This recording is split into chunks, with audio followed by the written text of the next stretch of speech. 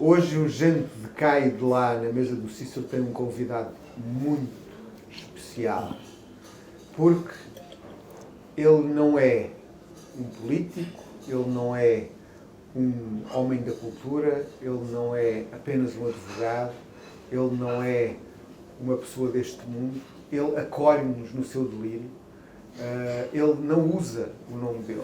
O Cacá é um amigo, o Cacá é um homem que vive a vida como poucos, que fala do que já fez como quem vai fazer muito mais. Mais do Senado tem 81 senadores, mas ele já defendeu mais do que isso. E ele está tão ligado à história do Brasil e à democracia recente do Brasil, mas quer mais, e hoje é um homem cada vez mais de cultura, que nós encontramos em festivais literários e que abraça novas causas. Como nós, vive entre cá e lá, não só entre o Brasil e Portugal, entre Brasil e Lisboa, mas muito em Paris, onde a cultura encontra e sempre encontrou esplendores. Cacai, tê-lo aqui na mesa do Cícero, na mesa deste restaurante icónico onde nós fazemos esta conversa com gente que entende o mundo, o trânsito do norte e do sul. Hoje é um tempo de novo especial, há um novo governo no Brasil, há um novo tempo, e de que forma é que nós podemos olhar para este tempo como uma forma de influenciar os nossos dias? Bem, primeiro é uma alegria enorme estar aqui com vocês, são dois amigos queridos, numa mesa tão especial, porque o Cícero se tornou um espaço para nós brasileiros aqui em Lisboa, especialmente porque Pernambuco é um pedaço muito especial do Brasil. E do mundo. E do mundo. Eu vi o mundo e ela começava no Recife. Exatamente. Olha, eu imagino que a gente está vivendo um momento, eu diria, de uma especial atenção que merecemos todos ter, né?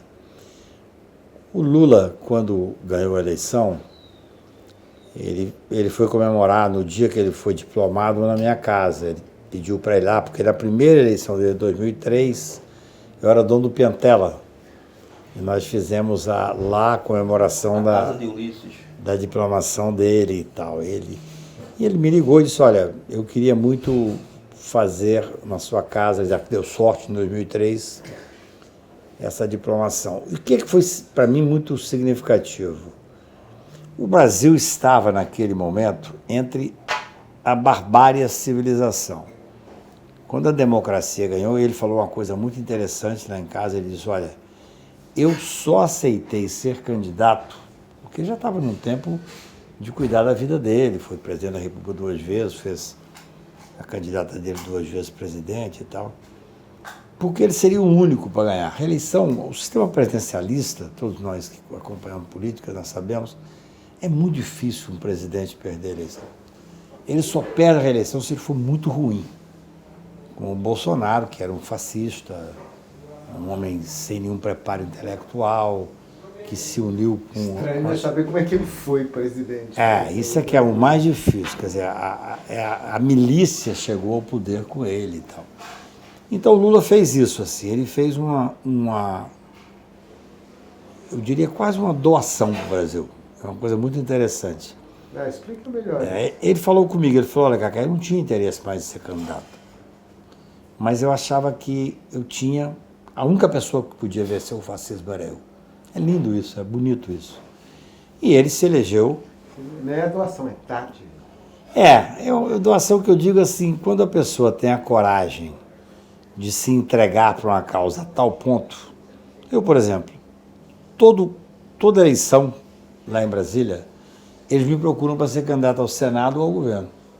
Eu jamais serei candidato, eu sou um advogado, eu acho que o meu espaço de fala é a advocacia. Eu costumo dizer que a advocacia me deu algo que eu jamais imaginei ter, que é espaço de ter voz. Está falando com vocês aqui hoje, bastante, é uma hipótese de ter voz.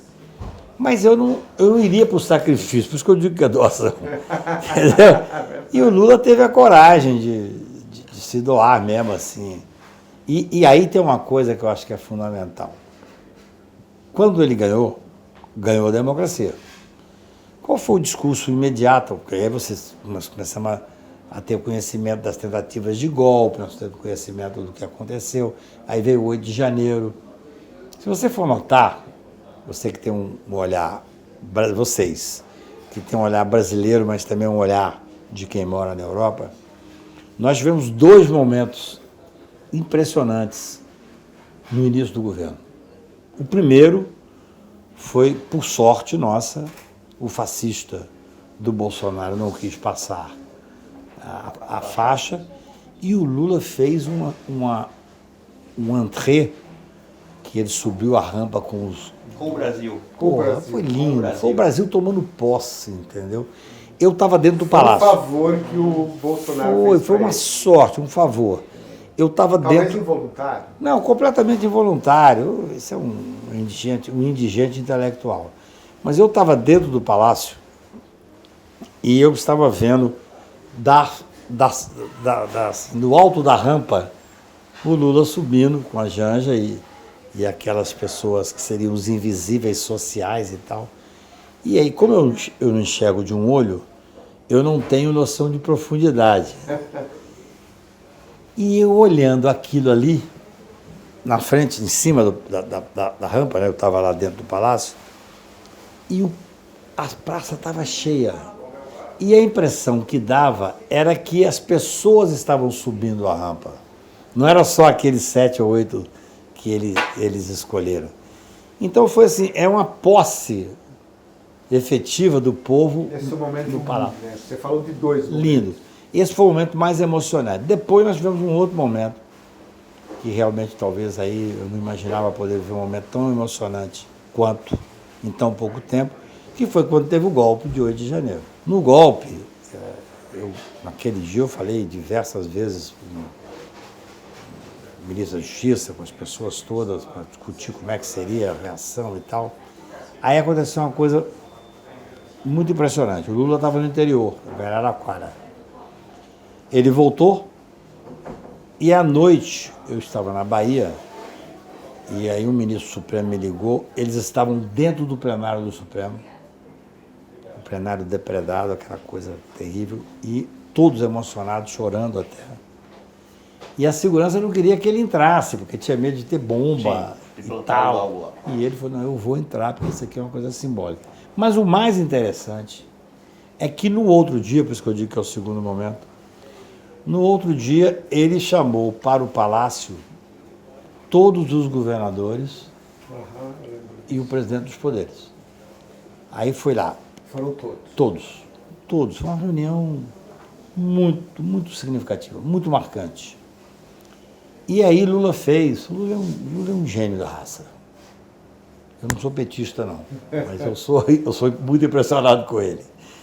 Aí ele desceu a rampa que ele tinha subido com aquelas pessoas invisíveis sociais tomando posse, ele desceu a rampa com a presidenta do Supremo, com a Rosa, alguns governadores, quase todos os governadores, o presidente do Senado estava viajando, mas o representante, e o presidente da Câmara, e ele atravessou a praça e foi ao Supremo Tribunal. Aquilo ali, para mim... Ele tem uma noção de símbolo muito forte. Muito forte. Aquilo foi simbólico, assim. Mais ou menos ele falou o seguinte, olha, vocês queriam dar um golpe. Vocês não só não vão dar um golpe, como vocês uniram o Brasil. O Brasil se uniu ali. Foi muito impressionante. Muito impressionante. E essa visão, Cacai, que você... Assim, a minha admiração por você é de muito tempo e nos últimos anos a gente conseguiu se conectar mais pessoalmente, graças ao Cícero. Já tivemos várias conversas aqui que com vocês são sempre um aprendizado e agradabilíssimos, não só de Brasil, mas de política, enfim, de tudo. Você tendo essa oportunidade de não morar, mas transitar, né, entre Brasil, especialmente Paris, que também, de certa forma, a França enfrenta suas dificuldades com a extrema-direita, com certo poder lá. Mas qual é a diferença fundamental que você vê do ponto de vista do risco da extrema-direita no Brasil e na França? Claro que, excluindo aí o fato da extrema-direita no Brasil ter chegado ao poder, mas não é o poder político, eu estou falando da penetração social que a extrema-direita tem no Brasil e a penetração social que ela tem na França. Como é que você faz uma comparação e contraste dessas duas coisas? Isso é algo que me preocupa imensamente. Assim, eu tenho apartamento na França, vou à França com muita frequência. A direita francesa, a ultradireita francesa, eu diria que ela é muito conhecida de todos nós. Nós sabemos como enfrentá-la. Assim, nós que eu digo, sim, o cidadão que pensa um pouco a necessidade de a gente ter, no mínimo, uma estabilidade social. A ultradireita francesa, ela quase chega lá, mas felizmente nunca chega. Todo mundo conhece os Le Pen na palma da mão. Todos nós sabemos de onde vem o tiro, né? O Brasil foi surpreendente, né? Assim, o Brasil ele tem um apelo que para mim é muito preocupante. Eu moro no Brasil, claro, eu tenho um apartamento da França, eu venho sempre para Portugal e tal, mas eu sou brasileiro, estou lá no meu dia a dia, advogo. Nós não imaginávamos a capilaridade da ultradireita no Brasil. Que ela não se conhecia, talvez. Ela talvez não soubesse que ela era. Não sabia, eu concordo com você. Eu acho que ela não sabia, assim, o Bolsonaro, que é um fascista que deveria ter sido caçado lá quando ele fez a menção no dia do impeachment da Dilma, que ele fez um elogio ao Ustra, né? Que ali tinha que ter tido uma cassação. Um dos problemas do Brasil, eu tenho discutido muito, tenho escrito muito sobre isso. Eu escrevo 2, 3... Você sabe que é impossível acompanhar o que você escreve. Só para ficar escrito aqui, cara. Eu até escrevo, né? Mas assim, eu escrevo, mas caraca. Não, eu tenho escrito sobre isso, que isso me deixa quase enlouquecido, né? Assim, o que a direita fez no Brasil, a ultradireita fez no Brasil, nunca foi responsabilizada a ultradireita. Você pega assim os países... Você tem que ter um responsabilizador. Tem que ter, se você... Isso é diferente, né? Por que é assim? Eu vou te dizer, no dia que eu fui talvez o primeiro, ou um dos primeiros opositor da Lava Jato no Brasil. Saí com muito prejuízo pessoal, prejuízo profissional, corri o Brasil inteiro mostrando que aquele grupo ali do Moro e dos seus asseclas estavam instrumentalizando o judiciário e o Ministério Público como um projeto de poder. Não, absolutamente. Seguramente. Aí, quando veio o julgamento da parcialidade do Moro, eu estava em casa e eu vi, especialmente o Gilmar, o ministro Gilmar, a ministra Carmen, o ministro Lewandowski, destrinchar aquilo que eu já falava há tanto tempo, mas de uma forma aí sim, com a autoridade da voz do judiciário. Eu fiquei impressionado, assim, quando terminou o julgamento, eu estava muito feliz, assim. Eu ouvia na voz deles muita coisa que eu tinha falado nos últimos anos no Brasil. Mas aí me ligou um jornalista importante e eu falei, não, eu não vou comemorar, eu vou fazer uma pergunta. Quando que esses caras vão ser responsabilizados? Porque tem que ter consequência. Você acha que vão ser? Vão ser. Hoje eu acho que... Aproveitar que você está aqui na mesa do Cícero hoje... E você acha que vão ser? Eu vou te contar assim, até não seria, não haveria talvez que assim, o Brasil fez a anistia sem responsabilizar, com isso nós criamos os Bolsonaros na vida. O Bolsonaro, exatamente. O Geisel, depois que ele saiu da presidência, ele deu uma entrevista muito interessante no governo Itamar, onde ele fala, o Bolsonaro quer a volta da ditadura. Sim, isso. Ou seja, é um mal militar. Mal militar. Não foi caçado, não foi responsabilizado. Então o Brasil está acostumado a não responsabilizar. E acho até que talvez não tivesse responsabilização. Só que 8 de janeiro marcou o Brasil. No meu ponto de vista. Você acha? Eu acho assim, as pessoas... Mas marcou quem, como, exatamente? Marcou as pessoas que pensam o Brasil. As instituições... As pessoas falam assim, veja bem... Como um aviso. Eu vou te dizer uma coisa, que é uma reflexão que eu faço desde aquele dia. Quem sustentou a estabilidade democrática no Brasil foi o Judiciário. O Judiciário é um país, é um poder patrimonialista, racista, misógino.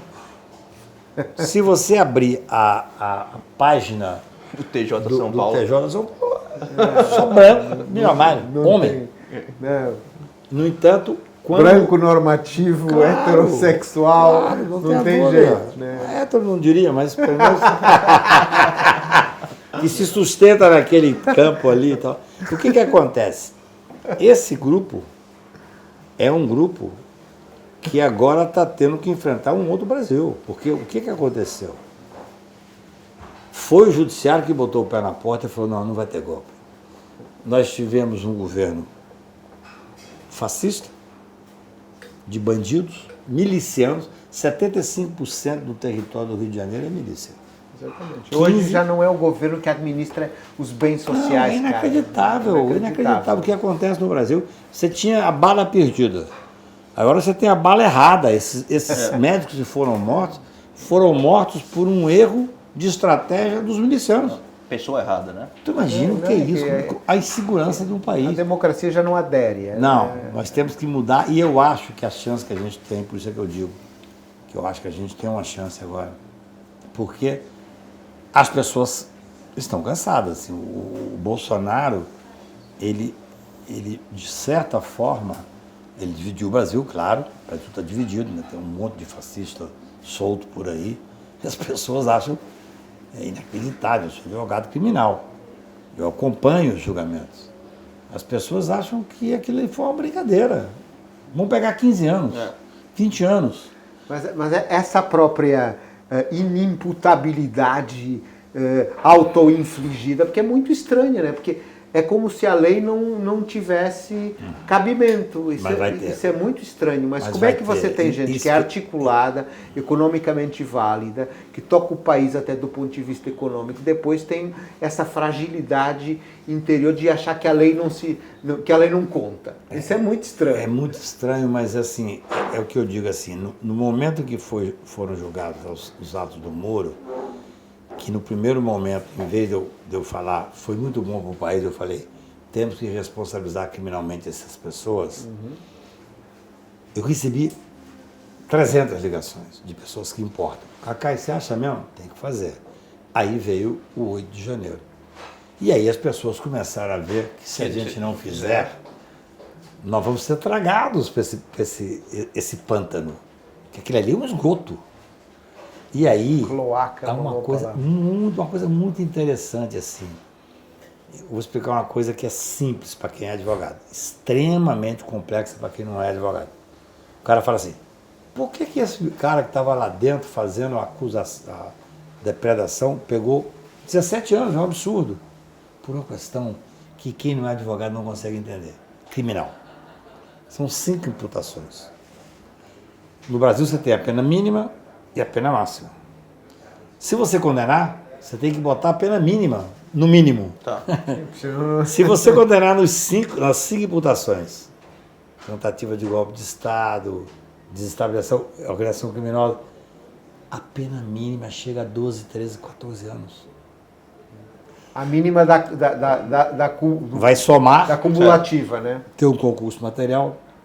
E aí, nós vamos começar a viver agora o seguinte. Tem um grupo político, pelo que sei são 17 senadores e deputados. Tem o grupo econômico, que é o povo que botou grana. Tem o grupo militar, que já começou a aparecer. E tem, evidentemente, os beneficiários, que é Bolsonaro e a sua família. Sim. Aí não tem jeito. Se o cara que invadiu pegou 17 anos, vai rolar 22, 26... 30 anos. Jurisprudência. Não tem saída. Não tem saída. E eles, olha... Desculpa te interromper, isso quer dizer o que exatamente? Quer dizer que nós vamos... São os primeiros condenados, a turma que fez o ato, são os menores, depois o pra cima vai ser mais. Claro, e isso significa que o Brasil está mostrando a responsabilidade desse povo. Quer dizer, aquele cara lá do interior de Ribeirão Preto, que botou grana, Ele vai ser condenado a 25 anos. E vai ser preso. O senador, Veja o bem, deputado que... o senador, eu sou um cara garantista, humanista. Para mim, não tem nenhuma alegria em ninguém ser preso. Mas só tem uma coisa que eu aprendi nesses últimos tempos agora. A gente fez uma briga entre a barbárie e a civilização. Sonora e alta. Nós ganhamos quando o Lula ganhou na democracia.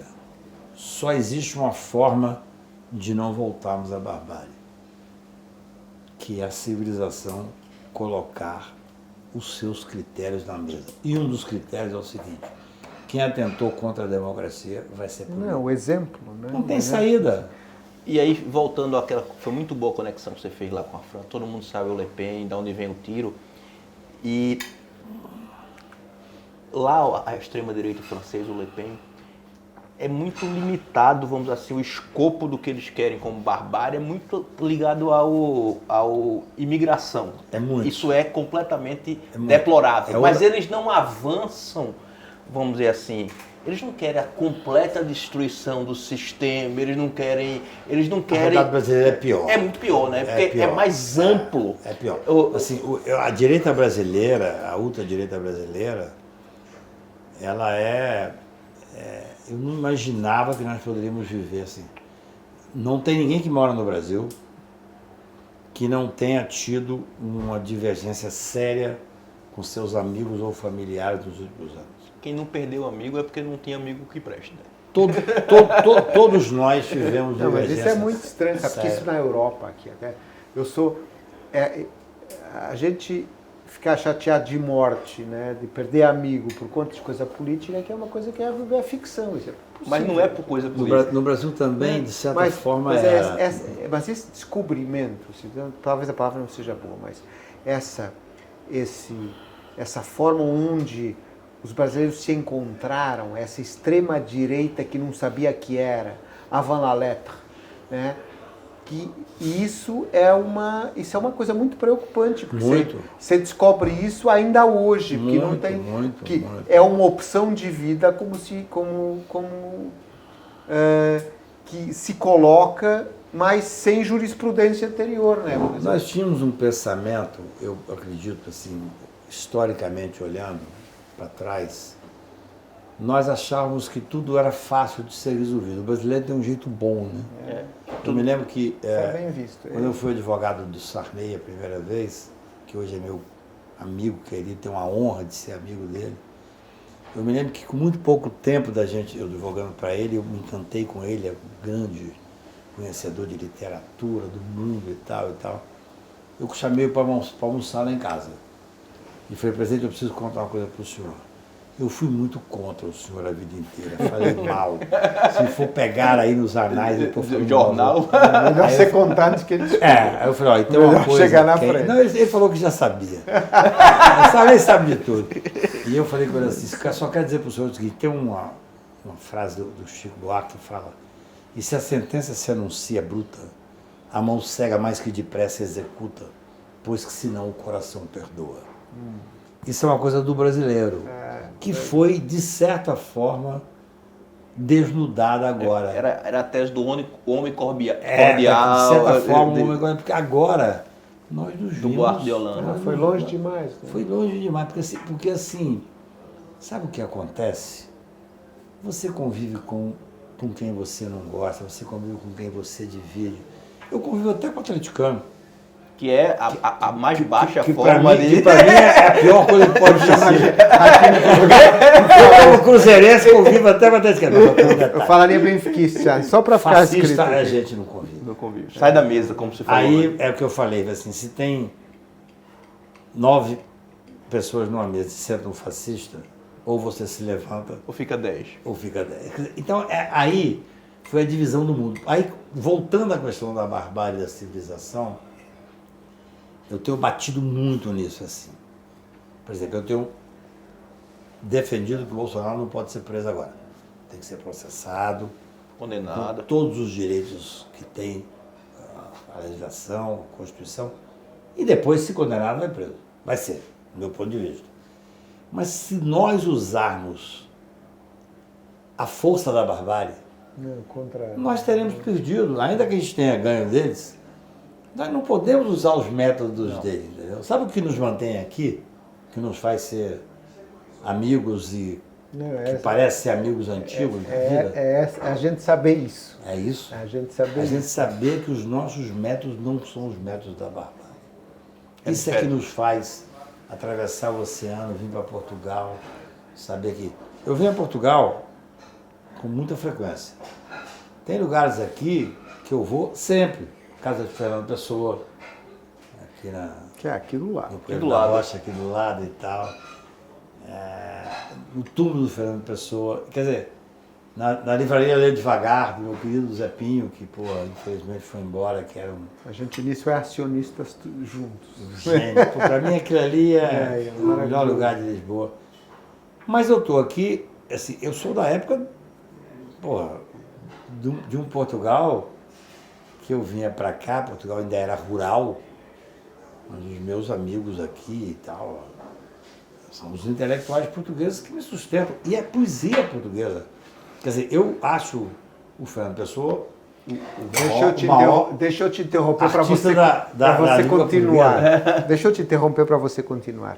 A outro Cacai, a gente falou essa primeira parte da nossa conversa, a gente falou desse advogado notabilíssimo que hoje ele é um balanço, um escopo do que é a democracia, do que é esse sentir democrático, da defesa da democracia que o Brasil teve agora. E há muita obra que se produz em muitos meios atesta isso. Mas, ultimamente, eu tenho descoberto um Cacai diferente. Eu encontro o Cacai em Paracatu, eu encontro o Cacai com a Conceição Evaristo, eu encontro o Cacai do lado do Afonso Borges, eu encontro o Cacai com um montão de escritores e, sobretudo, com uma preocupação que você tem pela arte hoje, mas que para um advogado, para um homem que tem uma componente de estadista, meio informal, meio decisiva, você hoje procura, talvez, eu acho que era importante entender esse Cacai que busca em Portugal e na arte e na Europa a coisa mais notável que eu vi de você foi quando você me aceitou de amigo no LinkedIn, no WhatsApp, tem bem-vindos ao meu delírio. E eu sempre quis perguntar isso para você. Que delírio é esse, Cacai? Olha, é legal você falar isso, porque bem-vindo ao meu delírio significa exatamente isso que você resumiu. Quer dizer, é muito mais do que a política formal, é muito mais do que a política... Eu nunca fiz política partidária. Eu acho que sem a poesia o mundo não vale a pena. No meio da pandemia, eu fiquei 1 ano e meio sem sair de casa. Eu tenho uma casa que tem uma vista muito bonita. Eu comecei a fazer uma coisa chamada Poesia ao Cair da Tarde, que na verdade era para 10 amigos, 12, 15, 20, 30. Hoje é para mais de 1000. Durante mais de 1 ano eu recitava todo dia. Recebia. 5, 10, 20 poesias. Um sol se pondo. Exatamente. Porque o que eu penso é que a literatura é que nos sustenta, na verdade. Assim, eu sou um advogado. Razoavelmente bem sucedido. Não, sabe o que Você queria ser poeta, né? Assim, eu falo, por que eu não sou... O poeta tem que nascer poeta, né? Eu sou Eu acho que o poeta tem que morrer poeta. Tem que morrer poeta, mas tem que nascer, porque assim, eu escrevo todo dia. Todo dia eu leio poesia todo dia. Eu escrevo meus contos, minhas histórias e tal. Mas quando eu leio uma Conceição Evaristo, por exemplo, eu falo, meu Deus do céu, né? Quem pode escrever isso? Eu hoje peguei um avião em Paris e vim para cá. A alegria de estar aqui com vocês.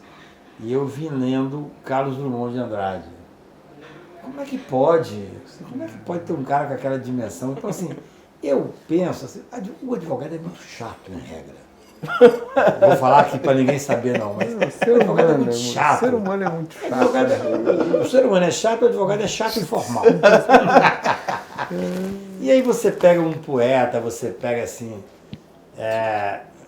eu tenho para mim umas coisas que me acompanha a vida inteira, assim, a poesia é uma coisa que eu leio todo dia. Pô, 50 anos.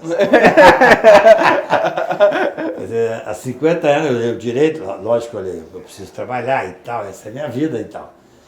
Mas a poesia é uma coisa completamente diferente. O poeta é um fingidor.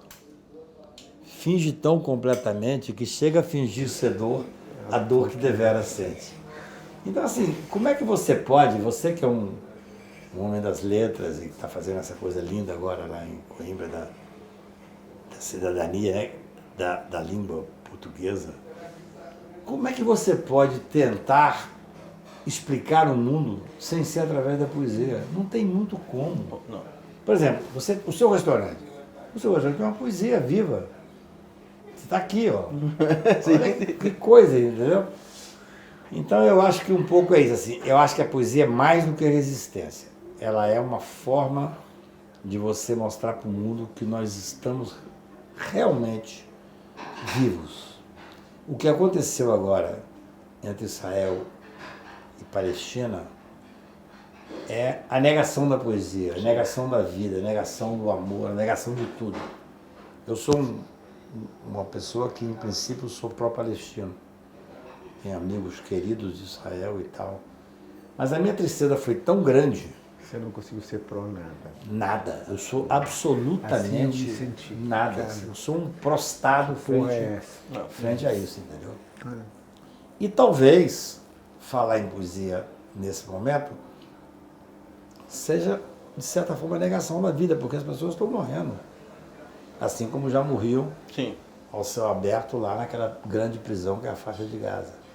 Então eu te pergunto assim, tem uma música que eu gosto muito que fala: preciso não dormir até se consumar o tempo da gente. Preciso conduzir um tempo de te amar, te amando devagar e urgentemente. Ou seja, a gente vai ter que reinventar a vida. Bem, meus queridos, no final do nosso tempo, eu hoje não consigo. A gente hoje não foi tanto por economia, graças a Deus. Mas, Kakai, você é um homem que entende a essência da vida. E a essência da vida, ela é sempre poucas palavras difíceis de encontrar. Então, eu vou te pedir que você fale para nós esse poema curto que você ama e que resume a essência das coisas. Tem um poema que eu definiria como sendo assim, eu estou muito impressionado ao ler sobre Drummond. Eu vou participar lá em Itabira com vocês. A gente vai juntos. Vamos juntos e tal. Que ele fala sobre a náusea e tal. E Sartre também falava sobre a náusea. Eu me remetia a um poema que eu amo, que é do meu velho tio, Leão de Formosa, que fala: o homem lúcido me espanta, mas gosto dele na lírica. A verdade metafísica modela o verbo e a garganta. O homem lúcido não se espanta, põe a baba ao pé da planta, eis que a planta frutifica. O homem lúcido como está? Seja lá onde estiver, ele está sem aquarela. Sabe que a vida é viscosa. Sabe que entre a náusea e a rosa foi que a ostra fez a pérola. Pérola como essa não tem mais. É isso. Gente, é sempre aqui na mesa do Cícero. Eu sabia que ia ser bom, não sabia que ia ser tanto, mas você sempre surpreende um pouco. A gente voltará em breve aqui a essa mesa maravilhosa que nos une a todos, graças obrigado ao Paulo Dallanora, ao Cícero por ser parte fundadora e ao nosso querido Kakai por hoje ter feito poesia junto com a gente aqui no Gente Te Cai de Lá, na mesa do Cícero. Muito bom. Obrigado. Eu diria, em homenagem aos portugueses, Omar Salgado. Omar. Quanto de seu sal são lágrimas de Portugal.